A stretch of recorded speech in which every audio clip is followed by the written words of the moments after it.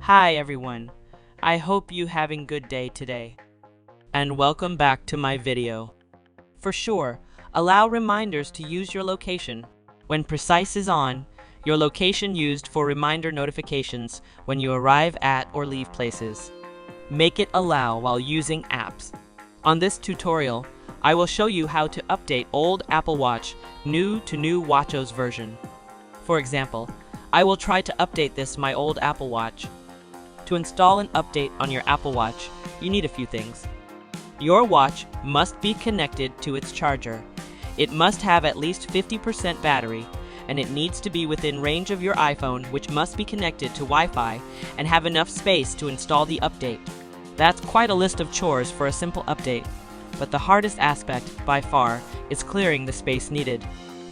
Open your mobile devices. Go to Open your Apple Watch apps.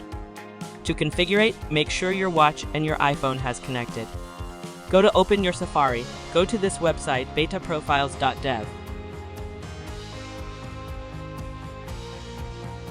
Click the Download Beta Profiles. Click the How to install WatchOS 10.2 Beta without Beta Profile. From the iPhone paired to your Apple Watch, go to the Apple Watch app, tap the My Watch tab, then go to General Software Update Beta Updates, and choose the WatchOS 10.2 Developer Beta. First, turn on Beta Updates. Scroll it to bottom to find Install Profiles.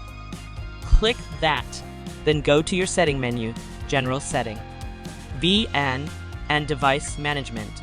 Make it Trust. To verify the profile, go back to Open your Apple Watch apps. Click the General, then click the Software Updates.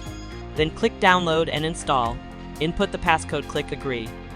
Your Apple Watch will automatically receive the latest beta software if you have automatic updates turned on in the software update setting.